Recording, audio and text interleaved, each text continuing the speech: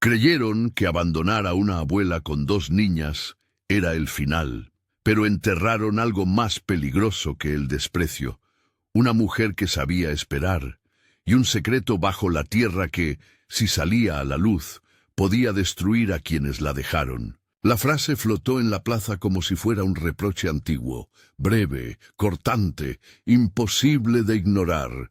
Concepción la llevaba grabada en la espalda por el peso de los años y en la boca por el peso de la vergüenza. La habían dejado sola, con dos niñas a su cuidado, en una choza que el viento parecía querer desarmar. Algunos dijeron que la compasión era cosa de otros tiempos. Otros, que la compasión rara vez llega donde manda el miedo. Pero ninguno entendió, ni entonces ni después, lo que significaba subestimar a quien aprendió a estirar el pan y a hacer de poco mucho.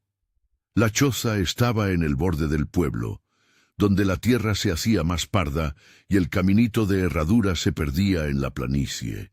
Tejas agrietadas, una puerta que forzaba el silencio cada vez que se cerraba, y dentro, un fogón viejo que nunca dejó de dar calor a las manos de Concepción. Antonieta la mayor tenía 11 años y miraba el mundo con la curiosidad aún limpia de las niñas que creen que el futuro es una promesa. Josefina, apenas 4, pegaba saltitos en la alfombra de trapos, inventando canciones que nadie más recordaba. La casa olía a puchero, a tierra húmeda y a la cera de la lamparina cuando la noche se hacía corta. Había algo de extraordinario en la forma en que Concepción hacía suyo lo que quedó. No hubo lamento que la detuviera, ni reclamo que cambiara la decisión de aquellos que se habían ido. La dejaron a ella y a sus nietas como quien tira una barca vieja a la orilla del río, creyendo que las corrientes las arrastrarían hasta el olvido. Pero Concepción no era de las que se deja llevar, era de las que reparan las tablas y con manos que habían parido y sembrado, vuelven a anudar los nudos para que la barca no naufrague. Por las mañanas se levantaba antes del canto de los gallos. La luz casi no tenía nombre todavía, cuando ella ya estaba junto al pozo, con la cantimplora de metal colgando del brazo, midiendo agua con la precisión de quien sabe que cada gota es deuda. Remendaba la ropa de las niñas con costuras invisibles, tejía medias con restos de lana y guardaba cada pedazo de jabón como si fuera moneda. Cuando Antonieta iba a la escuela, Concepción la acompañaba hasta la salida del pueblo y la esperaba en el banco de la plaza, con la mirada puesta en el horizonte. No era que le creyera todo a la esperanza, era que no tenía otra cosa. El pueblo miraba con formas mezcladas, unos con pena escondida bajo el gesto rígido, otros con curiosidad, algunos con la indiferencia práctica de quien sabe que la vida exige elegir dónde gastar la mirada. Sin embargo, nadie del pueblo se atrevió a invitar a Concepción a vivir en su casa. La palabra carga circuló como un rumor gaseoso. La familia que la dejó no vino a buscarla. Se dijo por boca de unos que los problemas eran demasiado pesados, por boca de otros que la anciana no ofrecía nada más que trabajo. Lo que ninguno advirtió fue su pequeña resistencia cotidiana. La manera en que arreglaba una bisagra, el modo en que enseñaba a Antonieta a coser una puntada elegante, cómo canturreaba para que Josefina comiera la sopa. La dignidad se presentó en detalles mínimos, y la dignidad, en ese pueblo, era algo incómodo. Hermenildo, el mercader, pasaba por la vereda con su carreta de telas y potes, con la voz siempre lista para un regateo. Concepción lo conocía desde antes de que Antonieta naciera. Lo había visto comerciar, comprar deudas y repartir rumores. Le compró a él los hilos que necesitaba, a cambio de alguna verdura o de las pocas monedas que lograba juntar. El mercader tenía una mirada que no juzgaba tanto como calculaba. Sabía leer las grietas en el ánimo de la gente, y esas grietas eran moneda corriente en su oficio. A veces dejaba cosas a plazo para la anciana, otras veces la miraba con ese respeto que no llega hasta el gesto, pero que pesa como un silencio compartido. La rutina de la casa era una coreografía de austeridad. Amanecer, trabajo, comida simple, escuela, siesta, costura, charla breve con la vecina que traía la leche o con la niña que vendía huevos en la plaza. Por la tarde, Concepción guardaba un rato para sí, se sentaba cerca de la ventana y miraba cómo se doblaban las sombras. No hablaba mucho de los que se fueron, su silencio era una decisión más que un dolor. En sus manos había historias que no necesitaban ser contadas. La vejez le había dado una especie de calma práctica. No discutir con el viento, no buscar culpables, ocuparse del presente. Una tarde de finales de verano, cuando el cielo se hizo claro y el aire gustó a cosecha, Antonieta encontró algo que cambió la geografía del mundo que creían conocido. Estaban removiendo la tierra del pequeño jardín para plantar frijoles. Josefina corría detrás de una mariposa y reía. Concepción trabajaba con la misma calma de siempre, pero aquella tarde la tierra le pareció más blanda, como si le devolviera secretos que llevaba mucho tiempo guardando. Antonieta, con la pala, dio contra algo que sonó distinto al golpe de la tierra. Un golpecito seco, metálico, breve. Se arrodilló y apartó la tierra con las manos. Allí, medio enterrada, apareció una lata pequeña, encorvada y con restos de pintura. A su alrededor, la tierra olía a raíces y a viejo. Cuando Concepción la vio, se le detuvo el corazón por un segundo, no por la joya o por el brillo, porque no era una joya del todo, sino por la historia que la caja podía contener. La lata, al abrirse, dejó ver monedas pequeñas, algunas de cobre ya oscurecido, otras con el brillo de quien no esperaba quedar oculto tanto tiempo, y un pañuelo atado alrededor de algo que parecía ser una alhaja simple, un broche sin demasiada ostentación. El brillo, al principio tímido, se soltó como un animal que no esperaba ser visto. La primera reacción fue una mezcla de asombro y recelo. Antonieta, con la inocencia de los 11 años, gritó un poco, con la voz entre sorprendente y orgullosa. «Abuela, mira lo que encontré». Josefina se acercó con cuidado, como si tocar la lata pudiera despertar fantasmas. Concepción, sin mostrar la turbación que en verdad sintió, tomó la lata con las manos que habían curtido años de trabajo. Sentía el peso de aquello en la palma, pero más pesado era el peso de lo que significaba. Dinero en una casa que no tenía mucho para sostenerse, una posibilidad de aliviar necesidades, de comprar semillas, de pagar a un maestro, de tapar un techo. Lo primero que cruzó la cabeza de Concepción no fue el alivio, sino el miedo. En ese pueblo, la justicia era un rumor administrado por quien tenía poder. El coronel Faustino Machado vivía en la vieja casona en lo alto del camino.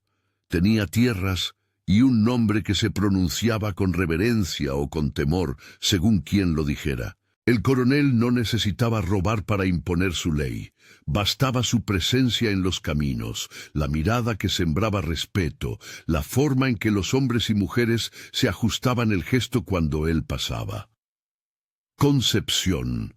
Sabía que si alguien se enteraba de que en su casa había monedas, la atención que seguiría no sería de caridad, sino de apetito. Había relatos suficientes de granos desaparecidos, de animales que cambiaban de dueño en noches de palabras envenenadas, de favores que se convertían en cadenas. No era la ley la que protegía a los débiles, era la discreción. Mientras el sol se escondía y la lamparina se encendía, los tres quedaron en torno a la mesa pequeña, mirando la lata como quien mira una ofrenda que pudo caer del cielo. Concepción respiró hondo y cerró los ojos un instante.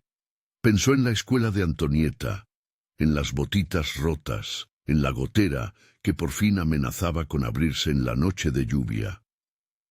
Pensó en Marcelino Bastos, el abuelo que había muerto tiempo atrás y cuyo nombre apenas quedaba como rumor en el pueblo. Marcelino había sido un hombre que, según contaban, escondía algo en los tiempos de guerra y de pobreza. Había hablado poco, y cuando lo hizo, su voz parecía acertar caminos.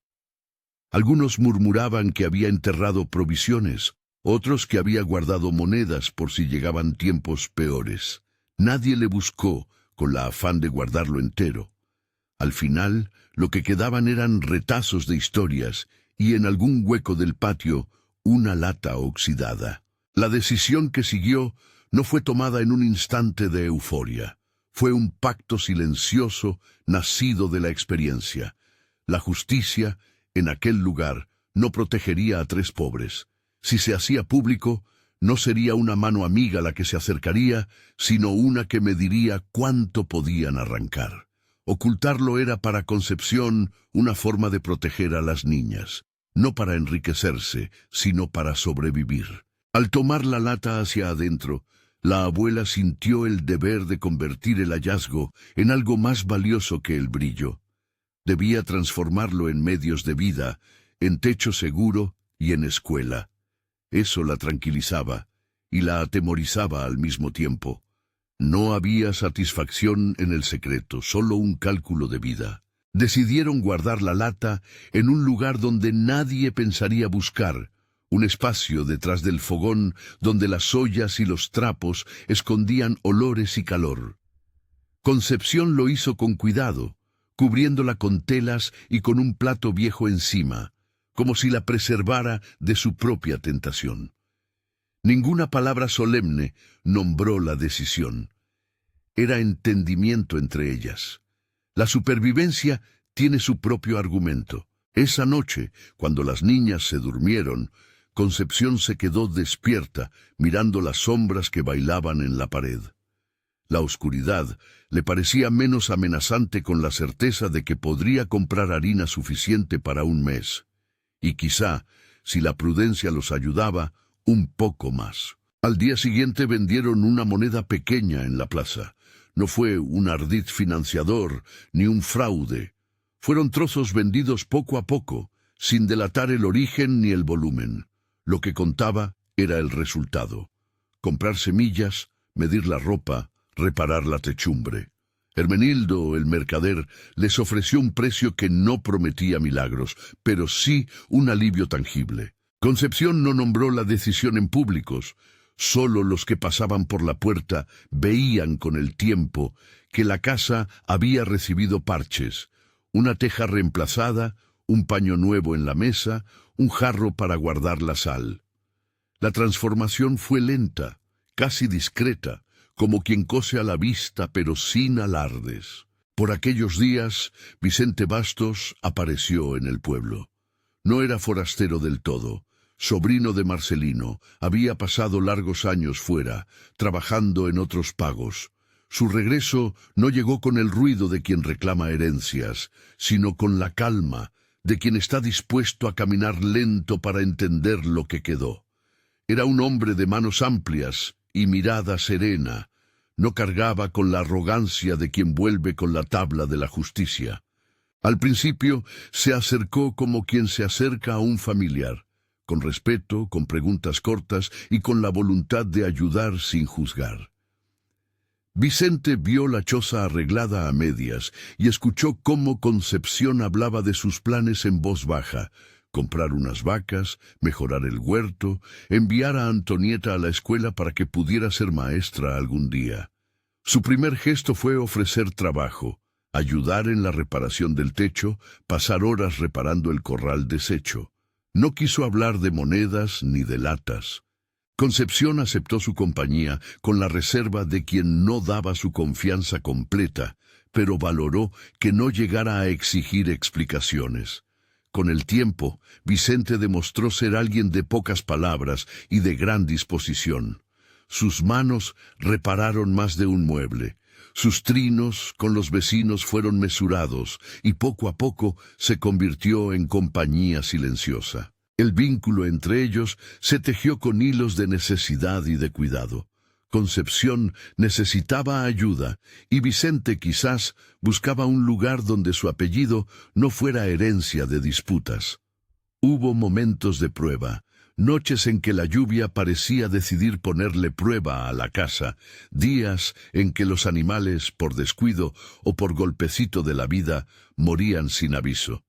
En cada pequeña crisis, la respuesta fue la misma: trabajar, recomponer, mirar hacia adelante. La prudencia en el gasto del dinero encontrado no era una regla fría, era un acto de amor hacia las niñas y hacia el futuro que las haría menos desprotegidas. Pero la discreción tiene ojos. El pueblo, que observa como quien se habita en rumores, comenzó a notar cambios. La casa no se convirtió en palacio, pero dejó de ser la choza que el viento parecía poder doblar. Un vecino que antes cruzaba la calle para no ver la vergüenza, ahora la saludaba con menos frialdad. La gente comentaba que la mujer había recibido favores o que había conseguido una herencia. Los rumores, siempre maleables, tomaron formas diferentes. En algunos se hablaba de una venta de tierras, en otros de regalos. Nadie declaraba la verdad, y sin embargo, la versión que circuló con más fuerza fue aquella que ponía el dedo en el apetito. Si había dinero en la casa de Concepción, entonces alguien debía explicarlo. El coronel Faustino, como era de esperar, se enteró. No por la plaza entera, ni por una investigación formal. El poder se entera por la forma en que las cosas se mueven en los pueblos. Un carnicero que vende un animal menos, una mujer que compra ropa, una carreta que no se ve por la vereda. Faustino tenía la virtud de leer lo que otros preferían callar. Su presencia se dejó sentir con una serie de señales sutiles: un almuerzo ofrecido a voces, una mirada larga desde su caballo cuando pasaba por la plaza, una invitación a una charla en su casa que nadie supo muy bien cómo dar. Él no recibía denuncias solamente, recibía excusas, pagos en especie, gestos de respeto que no siempre eran espontáneos. Concepción sintió la sombra del poder con la misma naturalidad con la que sentía el frío de la madrugada. No quería conflicto, quería que las niñas crecieran sin conocer la opresión directa del coronel. Sabía que si la visita se hacía, los dignos discursos de protección podían transformarse en demandas. Por eso, cuando Vicente le sugirió que dijera la verdad y pidiera protección, ella le miró con una mezcla de agradecimiento y de tristeza contenida. «No confío en la protección que viene con la voz de los que mandan», le dijo en una tarde al filo del sol. «Aquí, a veces, pedir justicia es asomarse a perder lo que tenemos. Prefiero trabajarlo y que las niñas tengan algo que nadie pueda arrebatar sin que lo dejemos luchar». Vicente, por su parte, se mostró comprensivo. No era un hombre de soluciones fáciles. Era de manos trabajadas por la tierra y por el esfuerzo, y su mirada medía cada propuesta con la paciencia de quien sabe que la prisa a veces trae consigo daño. Acordaron entonces una estrategia de prudencia: no mostrar los cambios en la casa como ostentación, distribuir las compras en el tiempo, invertir en bienes de trabajo, animales, herramientas, semillas, que hicieran visible la transformación como fruto del trabajo más que del milagro. Fue una decisión con matices, no una declaración de falsedad, sino una forma de preservación ante un poder que se alimentaba de apetitos. La comunidad no tardó en dividirse en pequeños bandos de opinión. Algunos defendían a Concepción, recordando cómo había cuidado a sus padres o cómo en alguna época había sido quien cosía las camisas de la municipalidad. Otros murmuraban con veneno apenas disimulado: si había dinero, ¿de dónde venía? Pensemos en qué dirían si la verdad saliera a la luz. Temían las consecuencias sociales. No era una cuestión de moralidad pura, era una cuestión de miedo, de cómo el rumor puede convertirse en sentencia antes de la verdad. En ese paisaje, la anciana se movía con la serenidad de quien no buscaba venganza, sino una forma de sostener a las suyas. Los días siguientes trajeron pequeñas decisiones que comenzaron a tejer un futuro distinto. Compraron 2 ovejas con una parte de lo conseguido. animales que darían lana y a la vez un sustento a futuro. Sembraron frijoles en el pequeño huerto. El ritmo de la cosecha les daría el pan por meses. Antonieta recibió materiales para su cuaderno. La maestra elogió su pulso y su atención, sin saber de la caja enterrada que los sostenía. Josefina aprendió a hilar con una paciencia de niña, y la casa fue llenándose de la música discreta del trabajo. Mientras tanto, la insinuación del coronel amplificó la tensión. Un día, 2 hombres a caballo pasaron frente a la casa y se detuvieron, no por casualidad, para observar la reparación del techo. Uno dejó caer un comentario sobre la necesidad de orden en la región. El otro se interesó por quién había comprado las ovejas. No hubo amenazas explícitas, pero las amenazas entendidas pesan igual. Concepción trabajó con la calma que le daba la certeza de que no podía ceder al miedo, y Vicente, con la prudencia que le confería la palabra y la acción, ordenó mantener el perfil bajo. Lo que parecía una tempestad menor, sin embargo, estaba lejos de apagarse. En una de esas jornadas, Antonieta, que ya había dejado de ser solo la niña curiosa y comenzaba a tomar la forma de una joven responsable, se acercó a su abuela con la seriedad que a veces los 11 años toman de golpe. «Abuela», dijo con voz pequeña, «¿alguna vez te arrepentiste de algo?» Concepción la miró y la respuesta fue un suspiro largo que pareció abarcar las cosechas y las estaciones. «Sí. Uno se arrepiente de no haber hecho algo antes, y otras veces del silencio que se guarda por miedo. Pero más que arrepentirme, aprendí a sostener lo que tengo con las manos limpias y el corazón sereno». Sus palabras no pretendían ser lección, eran testimonio. Antonieta tomó la mano de su abuela y en ese gesto se sintió reconocida por una decisión que no buscaba aplausos, sino continuidad. La historia en ese punto andaba por caminos de cuidado y sigilo. La lata oxidada estaba ya parte de la vida cotidiana, no como un tesoro para ostentar, sino como una herramienta que, usada con mesura, podía sostener un proyecto de vida. Concepción sabía que la verdad, algún día, exigiría su nombre, pero también sabía que el tiempo y el trabajo eran sus mejores aliados para que la verdad no llegara como un látigo. Todavía no había escrito la carta que llevaría la confesión como una herencia moral. La carta permanecería como un fin deliberado, una verdad que espera ser dicha en el momento preciso.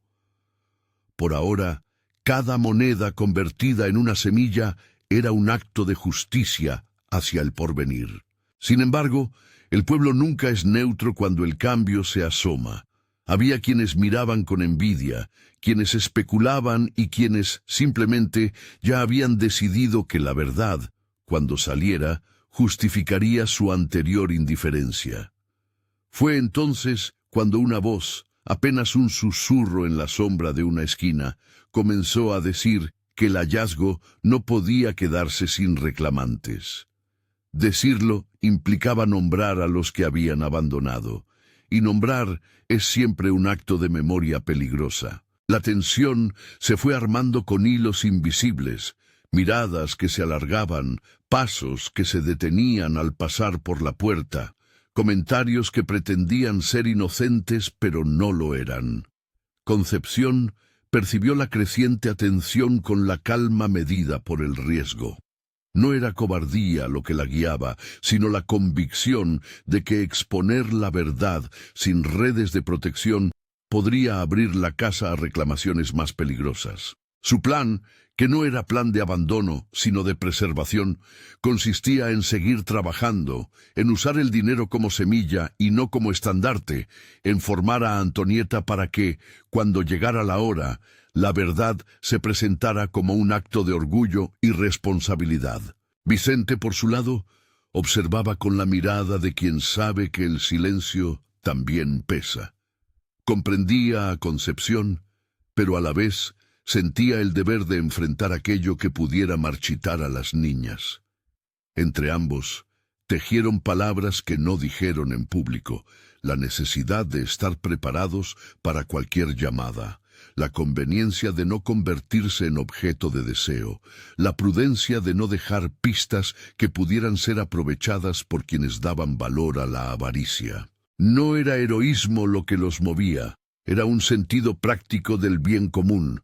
Esa noche, mientras la luna hacía un círculo pálido sobre la llanura, alguien dejó una nota en la puerta de la iglesia, anónima, como suelen ser las acusaciones en pueblos pequeños, que hablaba de una injusticia oculta y de la urgencia de que los que se habían ido devolvieran su parte.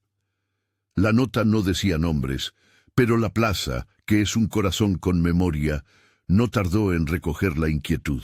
La frase se reeditó en murmullos. ¿Quién es el dueño de lo hallado? ¿No tenían parientes que reclamaran? Las preguntas eran armas y las respuestas tardarían. Concepción la leyó en voz baja.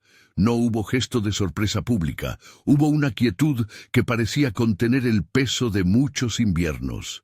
Ella sabía que el grave error, el que debían admitir los que la habían abandonado, no era solo haberla dejado a merced del viento, sino creer que su abandono equivalía a una renuncia de dignidad y de potencia.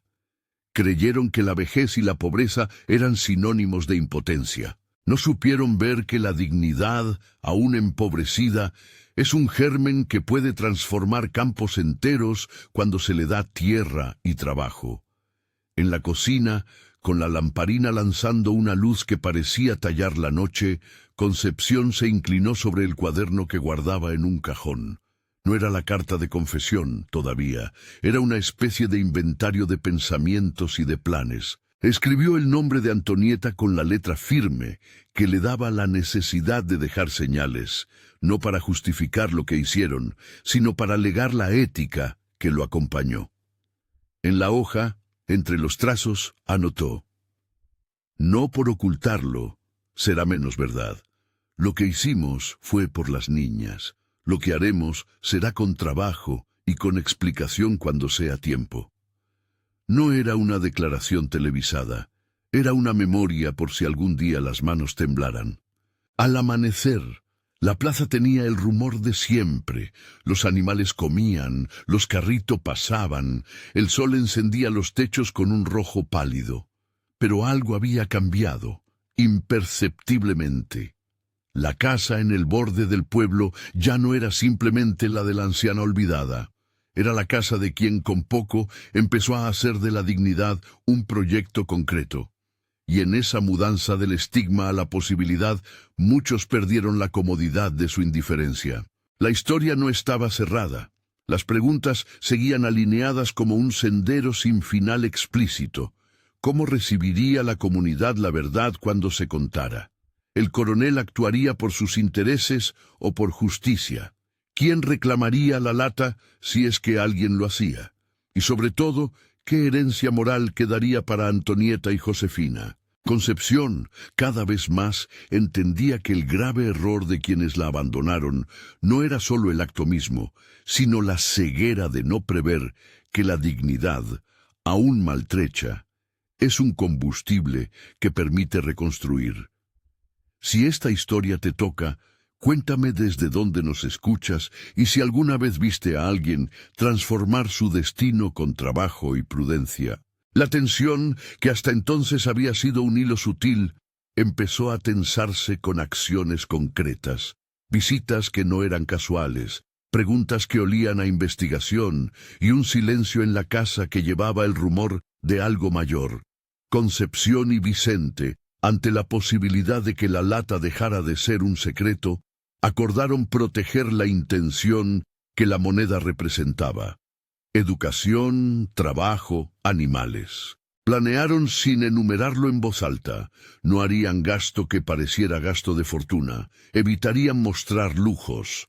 Optarían por lo que diera fruto. Pero la vida demuestra con frecuencia que las mejores intenciones deben enfrentar a la curiosidad pública y a la ambición privada. Así, En la madrugada anterior a una feria del pueblo, cuando las carreteras se llenaban de voces y de productos, llegó la primera visita que no fue cordial. Un hombre del coronel preguntó por un trabajo en la casa y se quedó para observar. No dijo nada, no era necesario. Su presencia era la forma en que el poder quería medir lo que otros ocultaban. Concepción lo recibió con la cortesía que da la costumbre de ser buena anfitriona, pero en su interior se encendió la lucidez. La prueba había comenzado. La historia seguía su curso, con el silencio de algunos y la voz tímida de otros. Lo que nadie esperaba era que la decisión de proteger a las niñas, tomada desde el miedo y la prudencia, terminaría siendo algo más, la semilla de un legado que obligaría a los que la abandonaron a examinar su propia cobardía. Cometieron un grave error al pensar que su abandono sería un apagón. No contaron con la llama de la dignidad ni con la paciencia de quien trabaja para sembrar futuro. Pero eso, aún, debía comprobarse entre la alteración de la plaza y la llamada inminente de la historia. La nota en la puerta fue el primer paso de lo que luego llamaron, en voces más suaves, la prueba. No llegó con estruendo, llegó con la discreción de quien lanza una piedra al agua esperando que las ondas del rumor alcancen otros orilleros. Al amanecer siguiente, la gente se reunió en la iglesia más por costumbre que por convicción. Algunos hablaban de honor, otros preguntaban por nombres. La plaza se llenó de miradas atentas, de asentimientos que querían pasar por verdad, y en medio de esa coreografía, la casa en el borde del pueblo siguió siendo un punto de trabajo, un techo que se reparaba, un huerto que crecía, ovejas que se movían confiadas entre el corral. Un mediodía, cuando el sol empezó a endurecer los filos de los días, llegó un mensajero del coronel. No era el coronel en persona. La figura mayor no bajaba del caballo si no era necesario. Lo que trajo el hombre fue precisión, preguntas amables, un interés que se vestía de preocupación por el orden y por la justicia. El mensajero no preguntó a voces, dejó llegar su presencia como quien deja caer una sombra. Quería saber quién vivía en la casa, quién era responsable de las compras, qué se había hecho con el dinero de las ventas. No se pronunció ninguna amenaza explícita, porque no era preciso. A veces la pregunta tiene la función de una soga que se observa tensar. Concepción lo recibió en la puerta con la compostura que le daban los años. Le ofreció sopa y una silla. Le dio respuestas que no le obligaban a abrir la vida por completo. Dijo que trabajaban, que habían vendido algunas cosas, que la casa se había arreglado con esfuerzo. Esas respuestas, verdaderas en su esencia, eran también un modo de trazar límites. La verdad no era un arma que se entregara al primer oficial que pasara. El mensajero anotó con calma, y se fue sin insolencia, pero con la sensación de tener, ahora, un hilo para seguir. Las preguntas circularon por la plaza como un viento que no logra nombrar su origen. Unos pedían que se probe la legitimidad de lo encontrado. Otros recordaban favores antiguos de Concepción y se preguntaban si no habría otra lectura. Entre medio, la rivalidad se colaba como lenguaje cotidiano. Se observaban las ovejas, se miraba el número de barriles en las despensas, se comparaban las manos que trabajaban. La envidia se mezcló con la curiosidad, y la curiosidad convirtió la casa en un foco que a veces daba aliento y a veces dejaba un sabor amargo. Vicente, consciente de la fragilidad de esa nueva tranquilidad, propuso algo que no sonaba heroico: prepararse. No con armas ni con gritos, sino con hechos. Si alguien quiere reclamar, que encuentre un trabajo, que encuentre una huerta que sostenga una historia, dijo una tarde mientras repasaban tablas del corral. Compraron más semillas, contrataron a un jornalero cuando la cosecha exigió manos, y reservaron parte de lo que llegaba para imprevistos. La prudencia les dio forma a las decisiones. La prudencia, otra vez, se mostró como valor central. Hubo un momento en que la voz pública del pueblo quiso forzar el conflicto. Un grupo de parientes de los que habían abandonado a Concepción apareció, al principio con timidez, luego con una emoción que olía a reclamo. No venían enardecidos, venían por su parte, reclamaban derechos, nombraban apellidos, invocaban una herencia que, para ellos, era automática. Sus caras mostraban el desconcierto de quien cree que la vida solo se resuelve con nombres escritos en actas y que el abandono no implica renuncia. Sus palabras, aunque medidas, traían la idea de restitución. Cuando se habló de restituir, Concepción tomó un tiempo para responder. No debía ser la primera vez que una comunidad intentaba resolver con papeles lo que el silencio había decidido mucho antes. Ella pensó en Antonieta y Josefina, en el techo reparado, en las ovejas que darían lana por meses. Pensó también en Marcelino y en su manera callada de esconder lo que pudo en tiempos duros. No había en su gesto furia, pero sí firmeza. Dejó entender que lo que allí se había hecho había sido fruto de trabajo y de riesgo compartido. Si alguien viene a pedir cuenta de lo que hicimos, dijo en voz baja frente a los que la miraban, que cuente no solo lo que se devolvió, sino lo que se sembró, porque hubo manos que trabajaron, noches en vela y días de pagar con sudor lo que ahora se ve. La declaración no fue una notificación de orgullo, fue una lección de vida. Quienes reclamaban, sin embargo, no se quedaron contentos con las palabras. Buscaron armar documentación, hablaron con el escribano del pueblo y algunos fueron a ver al notario de la ciudad vecina para preguntar por procedimientos. No hubo armas ni violencia. Hubo la clásica tentación de los que creen que los papeles resuelven ausencias humanas. En ese tiempo, la comunidad se partió en murmullos. Unos se inclinaban por la justicia formal, otros por la justicia del trabajo. Fue entonces cuando Concepción decidió escribir. No una nota para defender sus actos ante autoridades, sino una carta que funcionara como puente entre las generaciones. La carta no era una confesión con intención de eludir.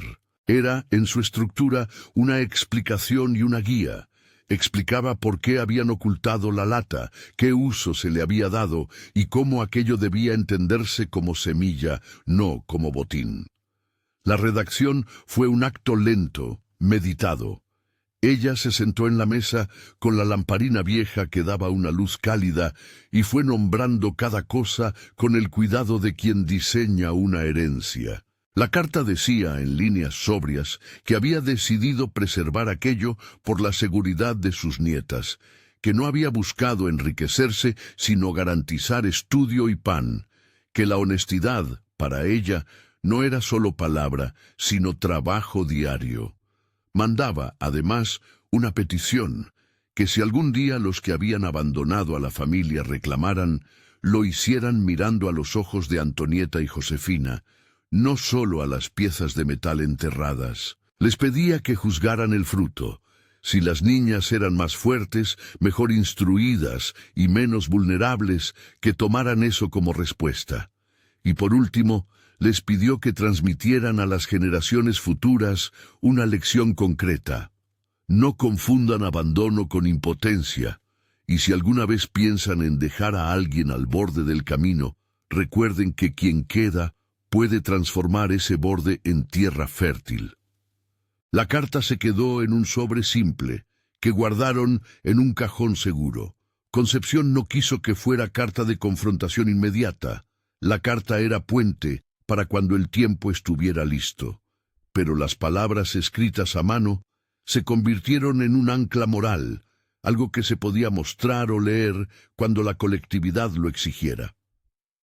Antonieta y Josefina aprendieron a respetar ese documento, no como un secreto, sino como un legado que obligaba. El pueblo, que había estimulado la curiosidad, no tardó en poner en marcha su propia maquinaria de rumores.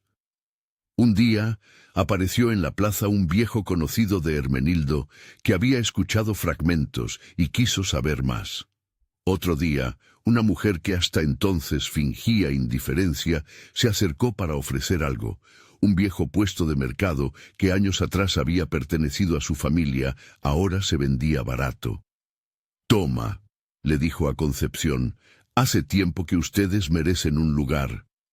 No era un regalo sin interés, era una oferta que traía consigo una posibilidad: dar a Antonieta un puesto donde vender tejidos o pan, crear un punto fijo de trabajo para la familia. Vicente, prudente, aconsejó mesura. Sabía que la generosidad de los vecinos podía convertirse también en moneda de cambio social. Aceptaron el puesto con la condición de que fuera una herramienta de trabajo, no una marca. Antonieta se convirtió en la encargada de vender algunos productos: pan casero, hilos tejidos por Josefina, verduras del huerto. La plaza la vio con más respeto. Aquellos gestos cotidianos de venta se convirtieron, sin estridencias, en una forma de visibilizar el esfuerzo. En el trasfondo, el coronel observaba: sus intereses no eran tan simples como apropiarse de riquezas.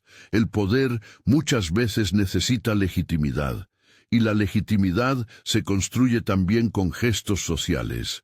No tenía en mano una denuncia firme, y la comunidad, al verlo moverse con demasiada intención, empezó a sopesar su propio juicio. Algunos de los que antes habrían aceptado sin mayor problema sus exigencias comenzaron a poner topes: la prueba del trabajo, la mirada de los niños, la posibilidad de un escándalo social. El coronel, ante el riesgo de perder la estima pública, aminoró. No hubo un acto de nobleza de su parte.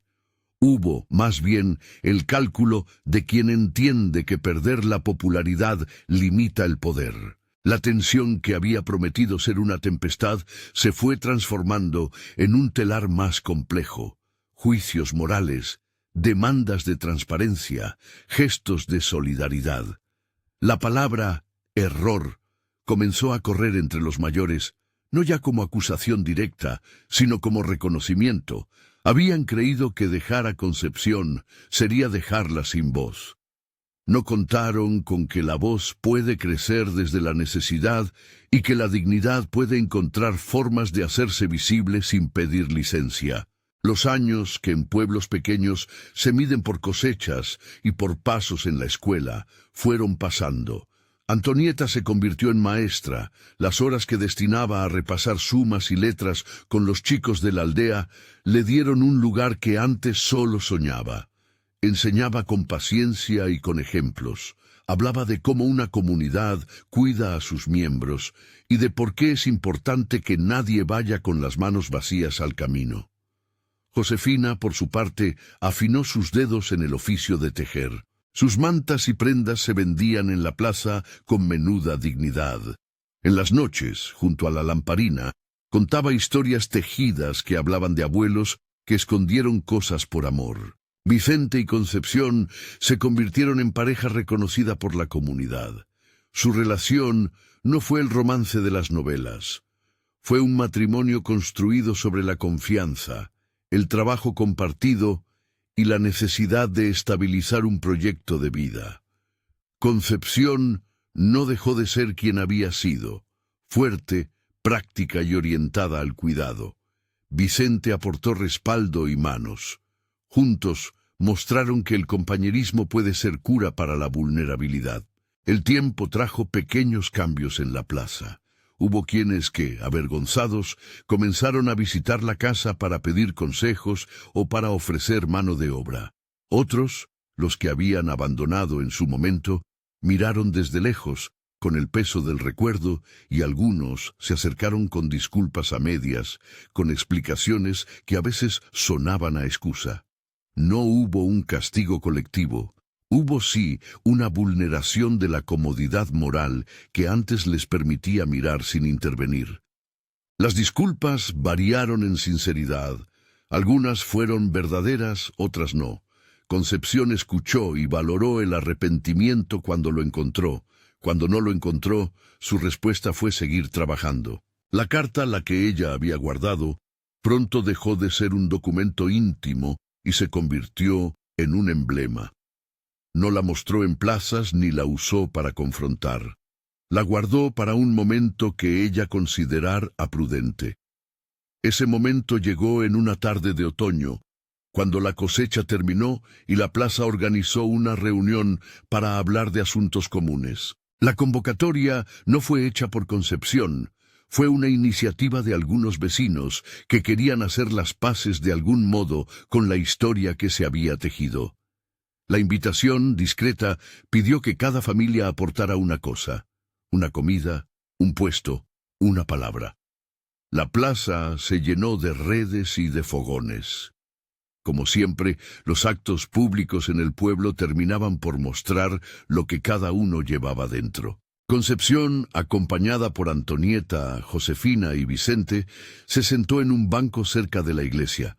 Cuando llegó su turno, pidió la palabra con la calma de quien sabe que tiene algo que decir y que no busca aplausos. Sacó la carta del cajón, la desenrolló con manos seguras y comenzó a leer. La voz al principio fue baja.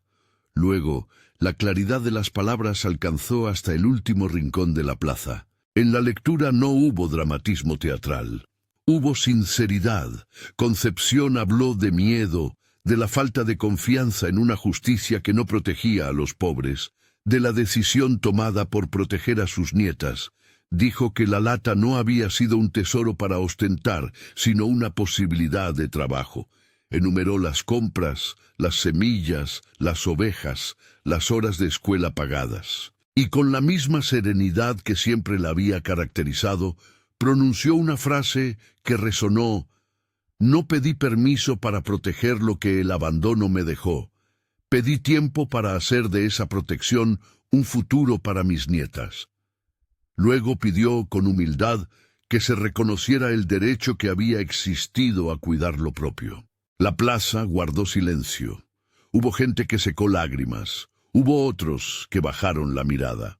Algunos recordaron su propia indiferencia o la de sus padres. El coronel no asistió a la lectura, pero sus allegados estuvieron presentes, y las palabras de Concepción llegaron a oídos de quienes sostenían su prestigio. La comunidad, obligada a escucharse a sí misma, se enfrentó con la realidad de que la dignidad de una mujer mayor había movido lo que ellos creían inmutable. Fue en esa reunión cuando se produjo la verdadera transformación social. La palabra error dejó de ser un reproche lanzado al viento y se volvió una medicina para la conciencia. Algunos llamaron públicamente a reconocer la valentía de Concepción.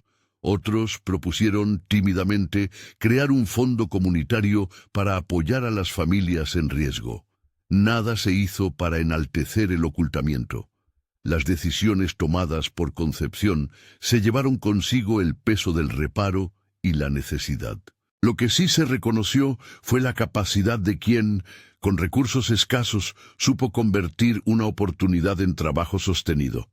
El tiempo siguió su curso. Los años se fueron acumulando en la frente de Concepción con la misma dignidad de siempre. La casa en el borde del pueblo ya no era símbolo de vergüenza, sino de labor. Los niños, cuando pasaban, la saludaban por su nombre. Las niñas, cuando crecían, aprendían en la escuela de Antonieta el valor de atreverse a sostenerse. Josefina tejía mantas que al venderse sostenían a más de una familia. Vicente llevó adelante la administración campesina con una sensatez que evitó extravagancias. No hubo lujo desmedido, hubo ahorro, planificación y reinversión. Llegó, como llega con todos, el día en que la marcha del cuerpo pidió reposo. Concepción sintió, en las noches más largas, que el tiempo la llamaba con mayor insistencia. No fue un sufrimiento espectacular, fue la calma que anticipa una despedida. En sus últimos meses recibió visitas que antes no se había permitido. Algunos eran vecinos, otros 2 o 3 parientes que, avergonzados, buscaban reencuentro. La muerte en esa casa no fue silencio abrupto, sino una culminación de relatos entrelazados. Manos que la atendían, voces que la consolaban, la presencia de sus nietas que se habían vuelto mujeres fuertes. Una mañana clara de invierno, mientras la planicie brillaba con una helada fina, Concepción se fue durmiendo con la sonrisa de quien ha hecho lo que pudo. No hubo estruendo. Hubo un cierre como se cierran los párpados luego de un día pleno. Sus manos, aun con la fuerza de quien había tejido y sembrado, quedaron reposando sobre la manta que Josefina había tejido años atrás. Antonieta y Josefina, junto a Vicente, permanecieron junto a su lecho y sostuvieron su partida como si fuera un acto doméstico y sagrado a la vez.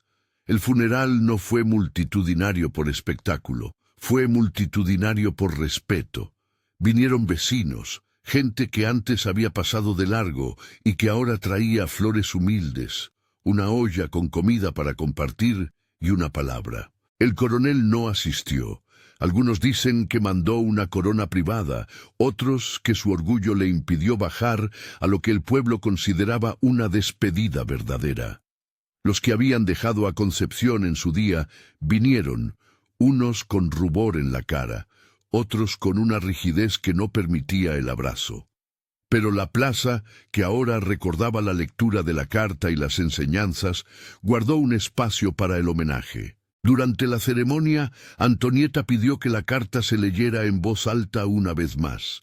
Era necesario que la última palabra de Concepción quedara en la memoria colectiva. La carta recorrió las manos como objeto testimonial. Cuando se leyó, hubo llanto contenido y también agradecimiento abierto. Muchos se acercaron a la familia para ofrecer lo que podían: trabajo en los campos, guardería para los pequeños de abuelo y abuela, apoyo en el día a día. Las disculpas brotaron en muchas bocas. Algunas fueron sinceras, otras torpes. Pero lo esencial se produjo. El pueblo se dio cuenta de que su propio equilibrio social dependía también de la forma en que trataban a quienes eran más vulnerables. Con el paso de los años, el legado de Concepción se volvió visible en cosas simples: un aula con más niños, una cooperativa de hilados que Josefina ayudó a organizar, un pequeño corral comunitario donde las familias podían dejar animales en tiempos de escasez. No fueron obras monumentales, fueron soluciones prácticas pensadas para la continuidad, no para la ostentación. Antonieta enseñaba con la palabra de su abuela como faro: trabaja, protege y enseña. Los vecinos, que antes miraban con distancia, aprendieron a ofrecer mano sin paternalismo, a reconocer que la dignidad no se negocia. Los que la habían abandonado tuvieron que ver su error transformado, no solo en reproche, sino en lección. Algunos, al pasar por la casa renovada, imaginaban que su abandono fue la decisión de quienes no quisieron estar. Otros, con más hondura, comprendieron que aquella indiferencia fue un mutismo que pesó años. No todos pidieron perdón. Algunos, sin darse cuenta, empezaron a educar a sus hijos de otra manera. La comunidad, con sus grietas, avanzó hacia una convivencia más atenta. En la última escena que muchos recuerdan, Antonieta, ya madura y con la tranquilidad de la enseñanza hecha acto, se detiene frente a la vieja puerta y mira el camino que une la casa con la plaza. Josefina está cerca, arreglando unos hilos, y Vicente pone la última pieza del corral. La casa antigua conserva su esencia, pero ahora tiene la fortaleza de las manos que la repararon. Antonieta repasa, en voz baja, las palabras de su abuela: la dignidad se defiende con trabajo, no con ruido. Y si algún día te preguntan por qué hiciste lo que hiciste, recuerda que la vida no siempre regala respuestas, pero sí podemos darle sentido. El pueblo no cambió su naturaleza de raíz. Siguió siendo lugar de silencios y de palabras, de envidias y de gestos generosos. Pero en esa malla social se insertó una memoria distinta: la de una abuela que fue abandonada y con esfuerzo volvió la mirada del olvido hacia la posibilidad de un porvenir. Los que pensaron en su momento que dejarla significaba perder contacto con la vida cotidiana, no previeron que la dignidad y el trabajo pueden reconstruir relaciones y poner en evidencia la fragilidad de quienes se creen poderosos. El error que cometieron quienes la dejaron no fue solo un acto puntual, fue, sobre todo, la ceguera de no ver que el abandono no borra la capacidad de alguien para hacer de la necesidad un proyecto de vida. Fue la equivocación de creer que la vulnerabilidad equivale a silencio. En el final, lo que quedó visible fue una lección sencilla. Subestimar a un ser humano por su edad o por su pobreza es subestimar la posibilidad de que esa persona transforme lo que le fue negado en un legado para otros. Hoy, cuando la plaza murmura sobre viejas historias, cuentan la anécdota de la lata enterrada como si fuera una fábula con moraleja. No como gran relato de riquezas, sino como prueba de que la ética se construye con actos pequeños y continuos. Y cuando alguien pregunta por Concepción, los mayores suelen decir: ella nos enseñó que la dignidad no se pierde con el abandono, se reconstruye con manos y con tiempo. Esa verdad, simple y cruda, queda como estampa en el pueblo. Si al escuchar este relato te quedó alguna pregunta o una historia parecida en la memoria, compártela en los comentarios y cuéntanos desde dónde nos ves. Suscríbete y comparte este video con alguien que valore las historias de gente que trabaja y transforma. ¿Qué harías tú en su lugar? ¿Seguirías la prudencia de Concepción o buscarías la justicia abierta sin redes? La decisión de proteger a los tuyos, de enseñar a los tuyos y de dejar una carta que hable por la verdad es, al final, lo que distingue entre quien solo sobrevive y quien deja herencia.